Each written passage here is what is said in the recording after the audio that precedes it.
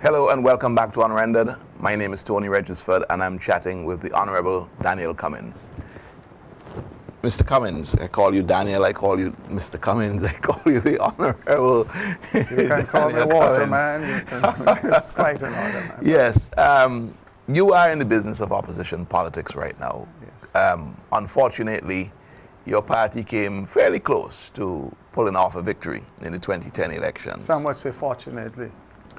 Why would some say fortunately? Well, it is painfully evident that the government of the day last year was keenly aware of the likelihood of its getting out of office. Mm-hmm. And they implemented a number of measures which clearly were intended to handicap an incoming government. That I can say without any fear of argumentation. Well, this would be egg on their face now if that's the case. Well, that is why, one of the reasons why they are in what my former boss used to say is cattle belly crossways. Yes. They have dug a hole for themselves and they're now trying to get out of it. But that is tantamount to like a conspiracy theory, though. I mean, it's like one of these things that, no. that you're saying The evidence the government has undermined itself, hoping that it was going to undermine you. You see, that would be a conspiracy theory if one were not speaking of the ultimate politician,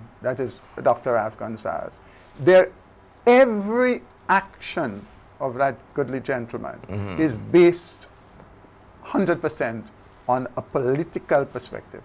That is the unfortunate thing about it. Aren't you in danger of overrating his political acumen or his political judgment? Not at all. Not at all. There is nothing that happens in this world, my friend, in a vacuum, and everything happens for a reason. And nothing happens before it is time. Nothing happens before its time. So those things don't trouble me. Some people feel that Dr. Gonsalves being in another term of office is a danger for the opposition and it's to his credit and so forth. I beg to differ. I beg to differ. And it's not the fox and the grapes. Oh, no. I submit that he is the most uncomfortable leader in the Caribbean today. He wished, despite all the bravado, he wished he were not in this position. And I'm confident of that. You just watch the man and look at his actions, his comments.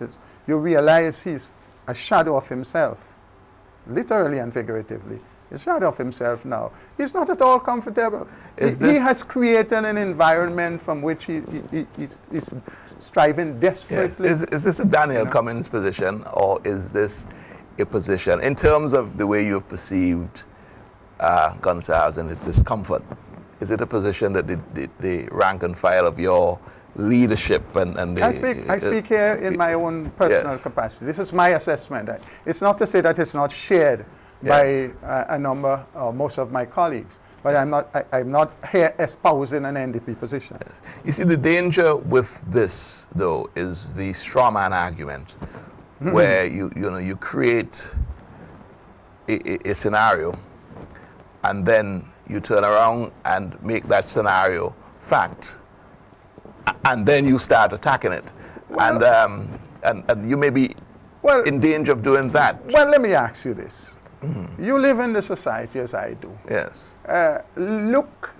Go back and see in the last 6 months of 2010 and even the first quarter, the kinds of initiatives taken by this ULP government in the public service, in taking on people, in giving them trivial work, in giving out contracts of all kinds, in setting people up, borrowing $5 million with an intention of paying back in a few weeks for the disaster. Those are not proper management decisions. So you're saying they're knee-jerk, you're saying they're knee-jerk reflexes?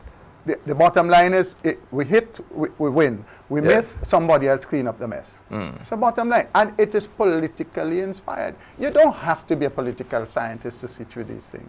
They are patently obvious to every John Doe around the country. You live and you experience it. But the financial situation, my brother, is what a lot of people are not paying particular attention to. We have been living in 3 years of successive decline. We're not holding our own, you know. For 3 straight years, our economy has been reduced. What is the trend? And what is the world trend? What is the world trend? Let's have a world view on this. Well, let's forget about the world for now. But let's bring it let's talk about the region. Let's bring it closer home let's talk to about the the Caribbean. Region. Yes. Let's bring it closer home.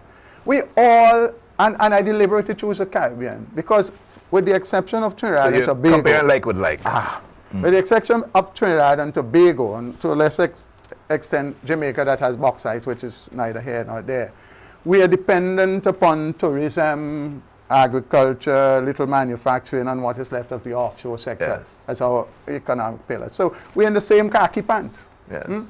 St. Lucia has been able rapidly to reverse that, and it's got 2% growth. St. Lucia has an international airport, and St. Lucia International Airport contributes very little. It is as a smaller airport in Castries that brings in the bulk of people. Simple reality. I beg to differ there, but the figures in terms of what buoys the tourism industry in St. Lucia. The figures can bear me out. Yes. The figures can. That international airport is hardly ever used, but that's a yes. That's fair enough. Let's come off of St. Lucia. Yes, you know that has been able to pull itself around. Yes. Why? Compare the banana figures. You know they have been able, for example, to be spraying. So their level of production with the rains we had for the last year, they're exporting bananas. What has happened to St. Lucia? So, in a nutshell, you're saying that St. Lucia's reversed the trend, and they're showing growth where we are in decline. What about Grenada? You're saying Grenada's doing the same thing. Grenada's better. They're not as good as St. Lucia, but they're better off than we are. Yes. Even a debt-ridden country like St. Kitts is improving. Antigua, that has had one thing after the other, is showing signs of improvement. Yet, I have to tell you, though, that the IMF seems not too harsh in their judgment of the way that the economy is being managed. Really? Why? Whatever gave you that? When the IMF statement says that the government has committed itself to generating surplus, that is not a change. That is a sea change from what this government has done for the past, since it's been around. That's the same thing we've been saying forever. In other words, the government faced with 3 years of decline and a 4th year that's likely to decline has been told, you do this or else. So when the IMF says that the government, what that says is the government has had no choice, no choice, but to accept what Adam Eustace has been saying ad infinitum.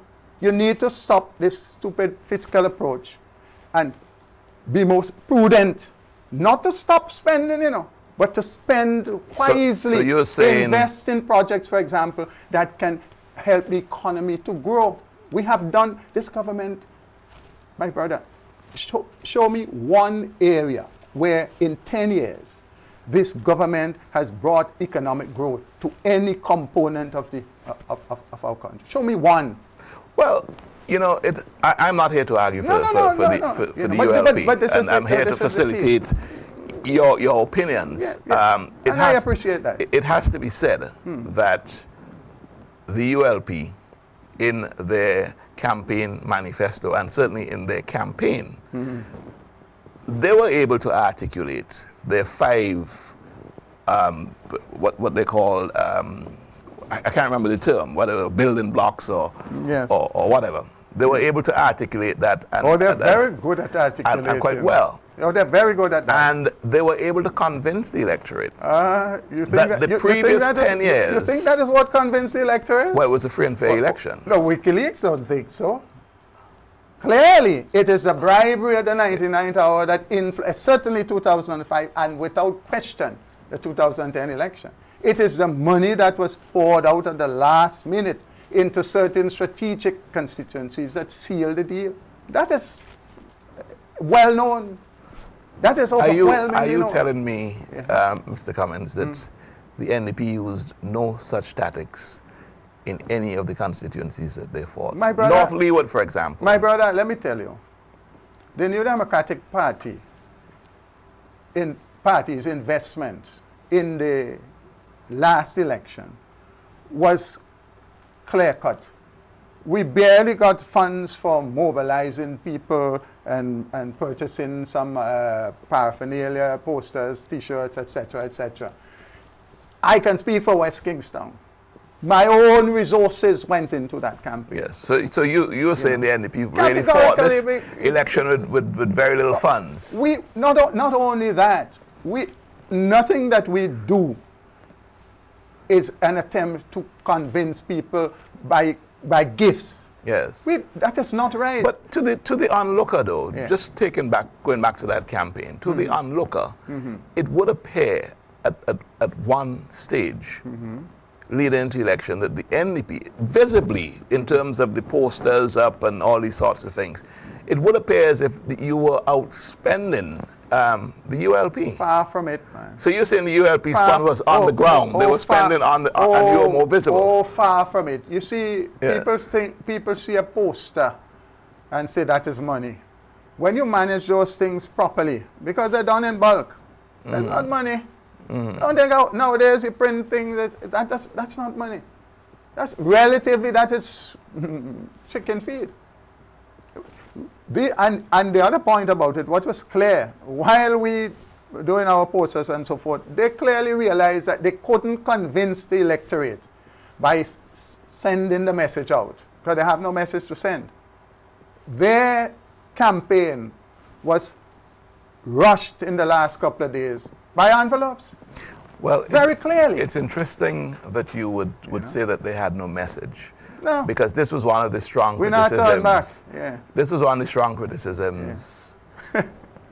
By our detractors. Against you. Well, you seem to have had more detractors than people who were for you because you lost the election. Well, and this was, this was the main criticism, that your manifesto, it is alleged that your campaign marketing people looked at your manifesto and said, no, this couldn't go. But anyway. You hear all kinds of stories. So I'm just making the point that it could be speculation on both sides. But I'll tell you this, the NDP manifesto is a product of the minds of all of the people, and that work began a year before the election. So people could say what they want. That manifesto is a living document that represents the views of all of the members of the NDP. Unlike the others, that is cut and paste and done for propaganda. We don't do it that way. Daniel Cummings, we're at the end of the second section. When we come back, I want to pick you up on WikiLeaks. You're looking at Unrendered, and my guest is the Honorable Daniel Cummings. He's the parliamentary representative for West Kingstown. More with the Honorable Member when we come back.